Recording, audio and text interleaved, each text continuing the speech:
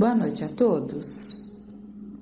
Juntos novamente vamos nos preparar para o nosso encontro com uma passagem do Evangelho segundo o Espiritismo, em que Kardec nos fala da importância de nos prepararmos para o sono.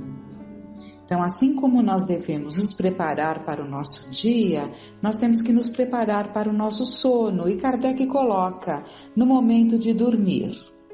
E ele diz: o sono é o repouso do corpo, mas o espírito não necessita desse repouso. Enquanto os sentidos se entorpecem, a alma se liberta parcialmente da matéria, gozando das suas faculdades espirituais.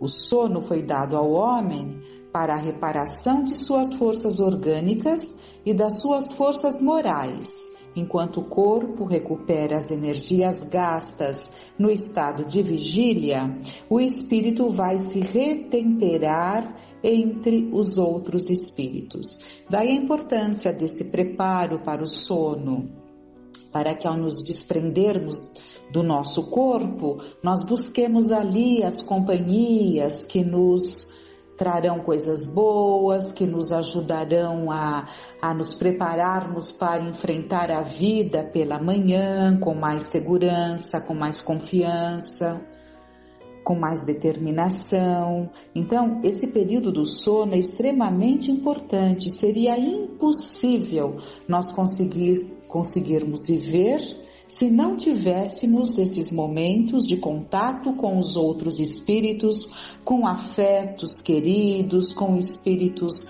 amorosos que nos orientam e que nos sustentam e que nos apoiam, nos dando então condições de continuarmos a nossa caminhada. E Kardec continua: é então que ele tira de tudo que vê, de tudo que percebe e dos conselhos que lhe são dados, as ideias que lhe ocorrem depois, em forma de intuições. Então, quantas coisas que nós temos ali no nosso dia a dia, intuições que nos ajudam, nos norteiam, nos apontam caminhos, são intuições dessas conversas proveitosas que nós temos durante o desprendimento do corpo. É o retorno temporário do exilado à sua verdadeira pátria, a liberdade momentaneamente concedida ao prisioneiro. Mas acontece, como no caso dos prisioneiros perversos, que o espírito nem sempre aproveita esse momento de liberdade para o seu adiantamento. Se conserva maus instintos, em vez de procurar a companhia dos bons espíritos, busca a dos seus semelhantes e dirige-se aos lugares em que pode liberar as suas más inclinações. Daí a necessidade de, ao nos prepararmos para o sono, costumamos cuidar ali da nossa higiene, uma série de detalhes, nos lembremos de nos preparar verdadeiramente para esse sono, porque se existe em nós um arrastamento, se existe em nós uma tendência, ao nos libertarmos do corpo físico e nos sentindo livres, nós vamos buscar dar vazão a essas tendências. Daí a necessidade desse preparo, do pensamento firme em Deus, rogando ajuda para que nos desprendamos, nos desviemos, dessas tendências e busquemos e aceitemos a companhia desses espíritos amorosos que nos advertem, que nos encaminham, que nos fortalecem. Aquele que se acha compenetrado dessa verdade, então, aquele que entende o que é o verdadeiro, o que é o sono, o processo do sono, então aquele que se acha compenetrado dessa verdade, eleve o seu pensamento no momento em que sente aproximar-se o sono. Solicite o conselho dos bons espíritos e daqueles cuja memória lhe seja cara, a fim de que venham assisti-lo no breve intervalo que lhe é concedido. Se assim fizer, ao acordar, se sentirá fortalecido contra o mal, com mais coragem para enfrentar as adversidades.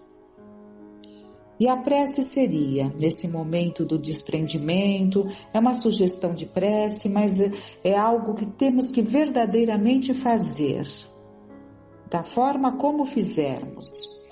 Minha alma vai encontrar-se por um instante com os outros espíritos. Que venham os bons ajudar-me com seus conselhos. Meu anjo da guarda, fazei que ao acordar eu possa conservar uma impressão durável e benéfica desse encontro.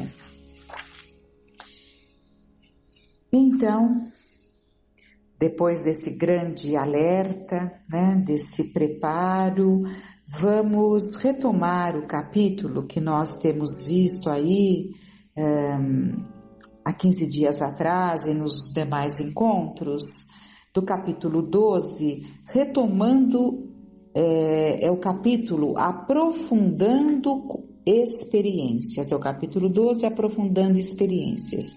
Nesse capítulo, nós vimos anteriormente que foi dito ao espírito comunicante, que tinha a forma de anão, que ele permanecesse na instituição por alguns dias. Nesse período de quarentena, em que o mundo se recupera moralmente sobre o látego de uma pandemia, que é o mecanismo das leis superiores para o equilíbrio moral do planeta.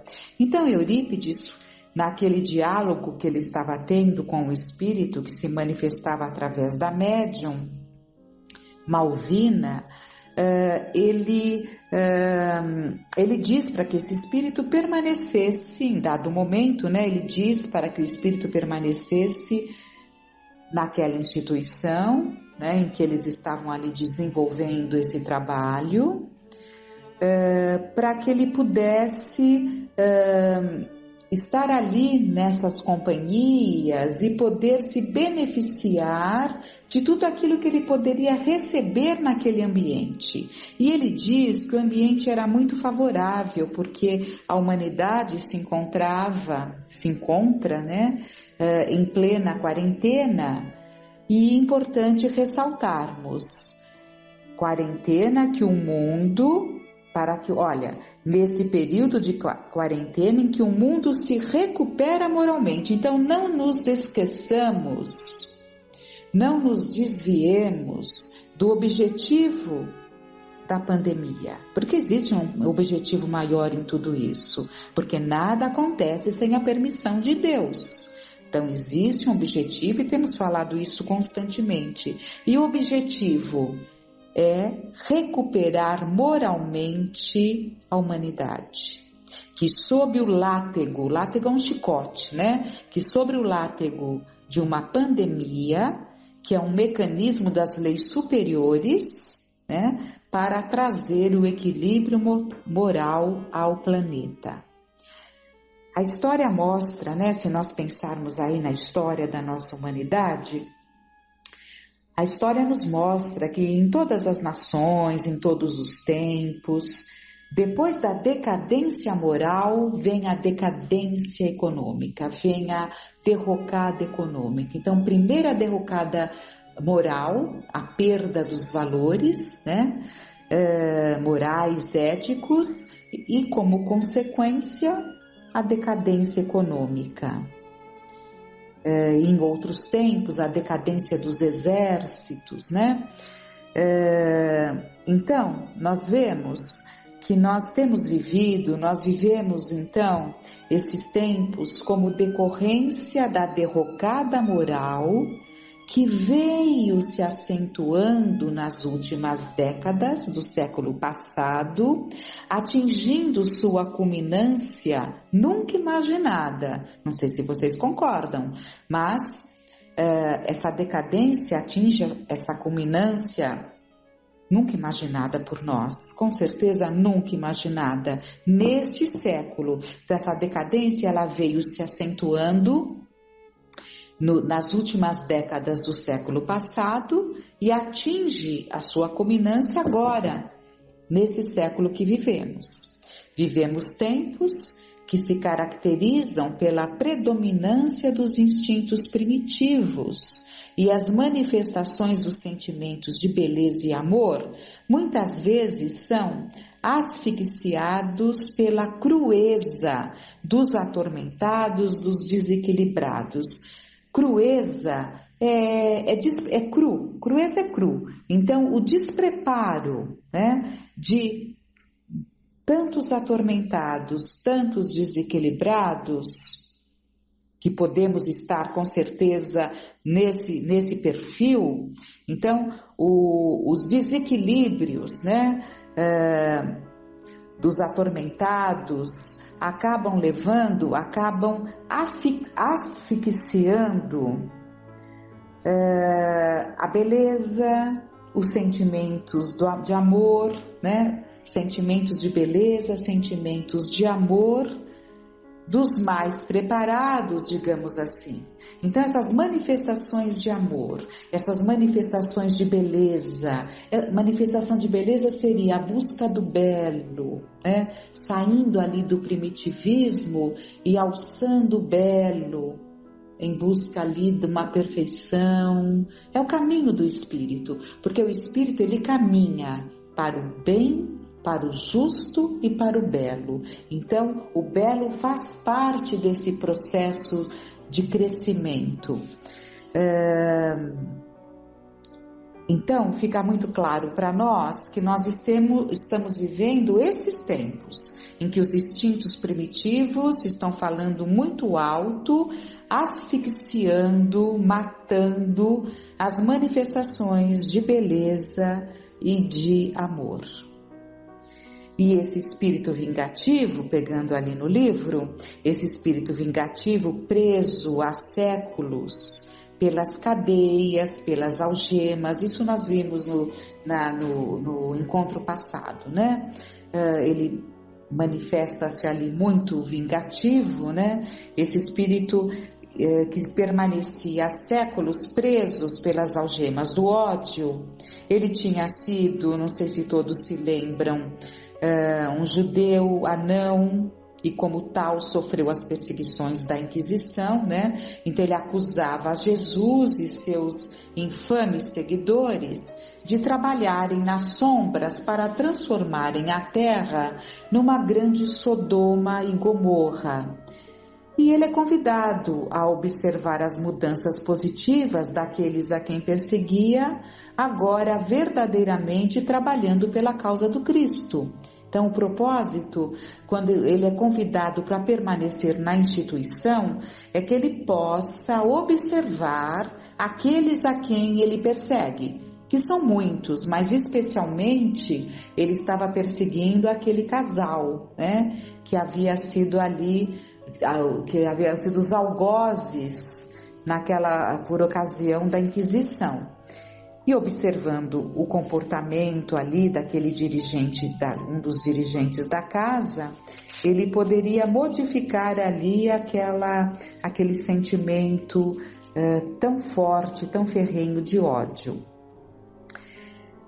Vamos lembrar que ele disse que vão provocando nas casas espíritas e evidentemente em outros ambientes em que se propagam os ensinamentos de Jesus, vão provocando então pequena chama que produz um incêndio em vários pontos. Então aqui é um alerta muito grande, porque de uma pequena chama, quando ela não é apagada, essa chama vai produzindo um incêndio em vários pontos. E Eurípides lhe diz que como ele se fez adversário confesso, ele o convida para discutir as reais e as falsas razões dessa injustificada batalha. Então o objetivo é levar ali um clarear para a mente desse espírito. Vimos que ele coloca que o propósito destes é apagar pouco a pouco as pegadas dos caminhos do Galileu e dos seus seguidores de ontem e de hoje. E assim nós temos visto, e muitos são instrumentos dessas ideias insufladas, né? Dessas intenções, onde se fazem instrumentos intencionalmente ou não. Então nós vemos muitos aqui encarnados que são instrumentos dessas ideias, se fazem ali um veículo dessas ideias por si mesmos, e outros se fazem instrumentos dessas influenciações mórbidas, tóxicas, né? Por interesses, intencionalmente ou não, acabam se deixando levar. E eu me lembrei ali, de tempos atrás, do Dan Brown, que ele coloca em seu livro Código da Vinci, que na obra da Santa Ceia, que o Leonardo da Vinci pintou ali na parede de um convento em Milão, ele coloca que João, que está ao lado de Jesus, e nós sabemos que é João, porque está narrado ali nos evangelhos, é João, e evidentemente que João era muito jovem, então ele tinha ali uma delicadeza de traços, isso é natural. Então, mas o que o Dan Brown coloca no seu livro de suspense, digamos assim, né? Ele coloca, os seus livros têm esse perfil de suspense. Ele coloca que João seria Maria Madalena. E daí ele vai lançando a ideia de Jesus ter tido descendentes. Ideia esta aceita por quem não entendeu a missão de Jesus. E assim tem se sucedido.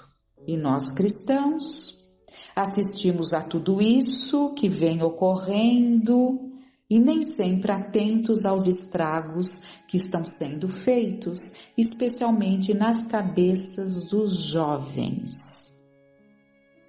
E como nos opormos a isso? Trazendo Jesus para os nossos lares. Então é importante que os nossos lares se transformem num templo. Nós sabemos que há tantos lares assim, em que os espíritos até se utilizam desses lares, das vibrações que são aproveitadas, das emanações amorosas que nascem ali daquelas reuniões que os familiares fazem, e não precisa, em tempos tão difíceis, nem deveria ser apenas uma vez na semana, concordam? Deveríamos estar muito mais atentos a essas reuniões familiares em que traríamos Jesus para as nossas conversações, através dos estudos, porque nós conhecemos Jesus estudando as suas palavras que ficaram marcadas no Evangelho. Ele nos alertou, tudo passará sobre a terra, mas minhas palavras não passarão, né? Então, nesses tempos mais difíceis que vivemos, em que temos fases mais difíceis que outras, é preciso que nos fortaleçamos. E nos fortalecermos de que forma? Nós sabemos. É trazer Jesus para os nossos lares, para o nosso coração. É um dever que nós temos de fazermos desses momentos de reunião em família, momentos em que consigamos fazer brotar em nossos corações sentimentos, porque pensar em Jesus, falar de Jesus, na verdade, é falar do outro, é falar do próximo, é desejar o bem para o outro, é desejar o bem para o próximo, porque quando Jesus disse, vinde a mim vós todos que sofreis, o vinde a mim pode ser traduzido ide ao próximo, porque nós não temos como ir a Jesus, né, que é o caminho, porque ele nos leva a Deus, né? Nós não temos como buscar palmilhar esse caminho sem irmos ao próximo, começando com o próximo mais próximo, que são os nossos familiares. Então, acabamos nem vendo a passagem, mas não há problema. Vamos nesses momentos agradecer a Deus, agradecer a Jesus. Permita, meu Pai, que consigamos nos fortalecer com muita fé, com muita confiança, sabendo que tudo está sob a supervisão de Deus nosso Pai e de Jesus nosso Mestre, governador dessa terra, nosso pastor, nosso mestre, e é a Ele que devemos nos apegar, é Ele que devemos buscar para que consigamos entender a importância dos momentos que vivemos e de alguma forma fazermos a nossa parte, colaborando para essa mudança moral, para essa transformação que o planeta, que todos nós necessitamos. Com muita confiança, muito gratos a Deus e a Jesus, tenhamos uma noite.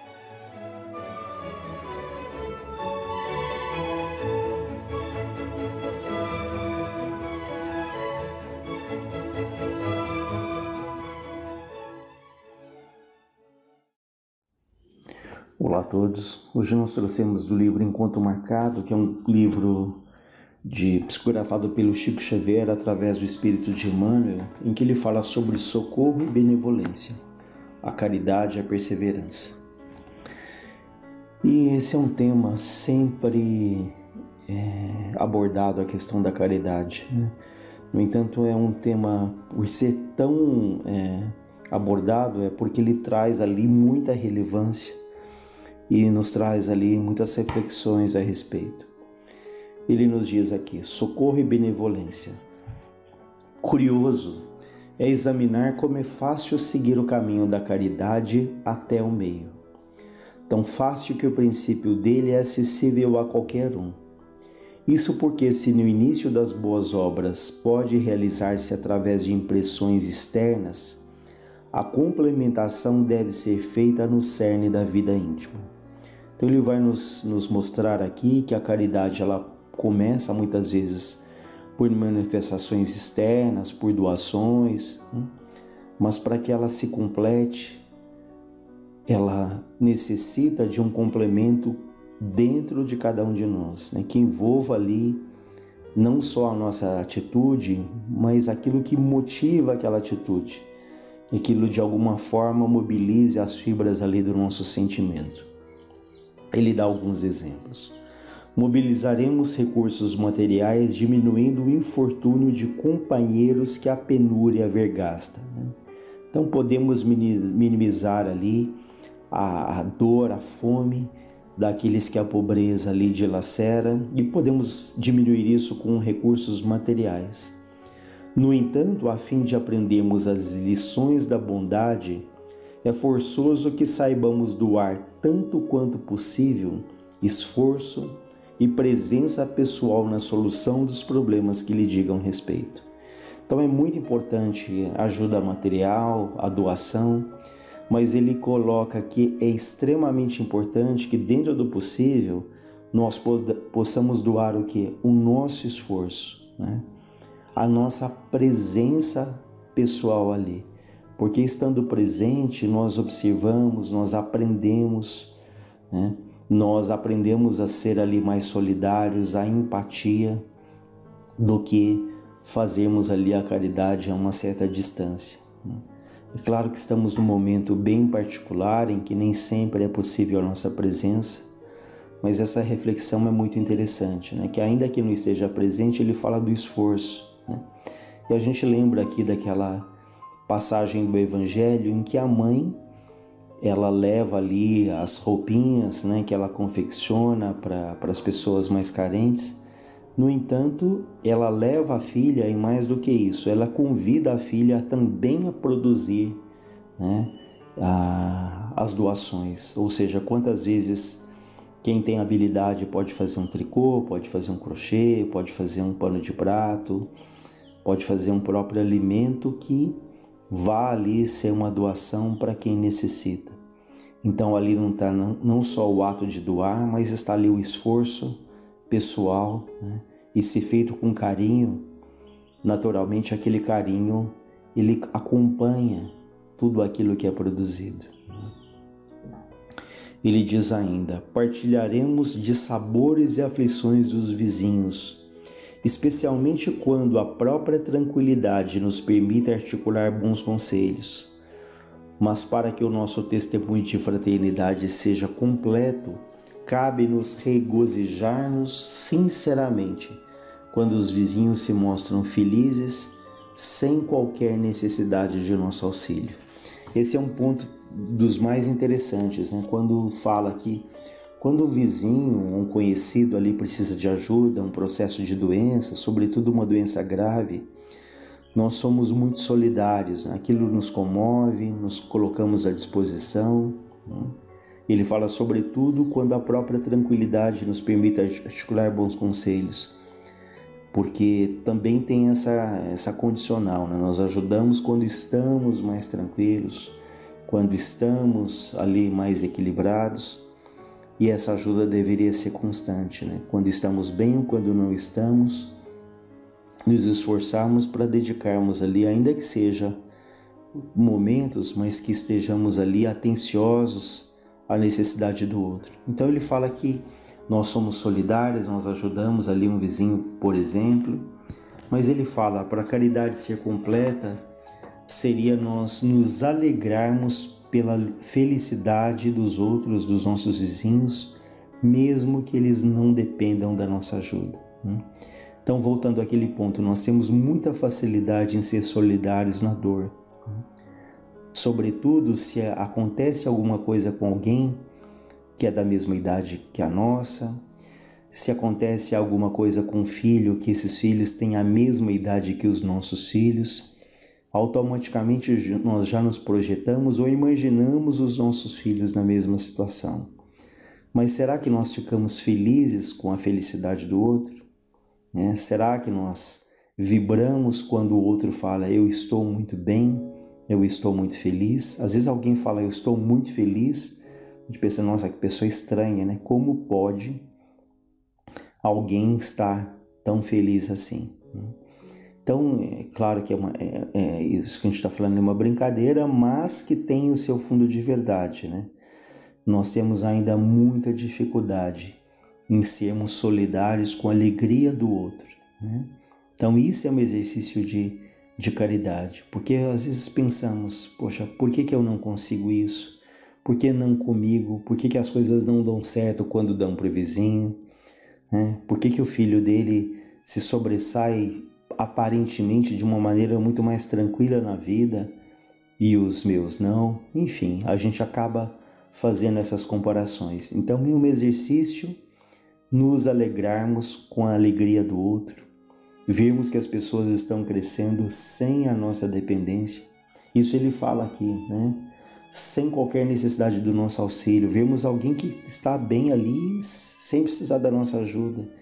Que isso é o ideal, né? A melhor maneira de ajudar alguém é que essa pessoa se ajude, essa pessoa, né, se reequilibre, essa pessoa ela encontre o próprio caminho, né, por si mesma. É claro que nós podemos e devemos ajudar naquilo que é possível, mas, como é dito, que cada um dia possa se tornar ali o médico de si mesmo, procurando ali a própria sanidade, a própria serenidade, o próprio equilíbrio, sem dependermos tanto ali, sem colocarmos tanto na mão dos outros esse equilíbrio que, no fundo, ele depende mais de nós mesmos. Claro, precisamos e devemos contar com ajuda, mas nós somos os maiores responsáveis pela nossa própria vida, pelo nosso próprio destino, pela nossa existência, pelas escolhas que fazemos diariamente. Ele diz ainda, estimaremos a prestação de gentileza às pessoas que se nos façam atraentes pela humildade que evidenciam. Ou seja, nós gostamos daquelas pessoas que se mostram humildes, né? Simples, elas nos evidenciam, nos chamam a atenção. Contudo, é forçar sustentar o mesmo concurso afetivo junto daqueles que a revolta e a obsessão nos apresentem como sendo criaturas menos simpáticas. Olha que interessante.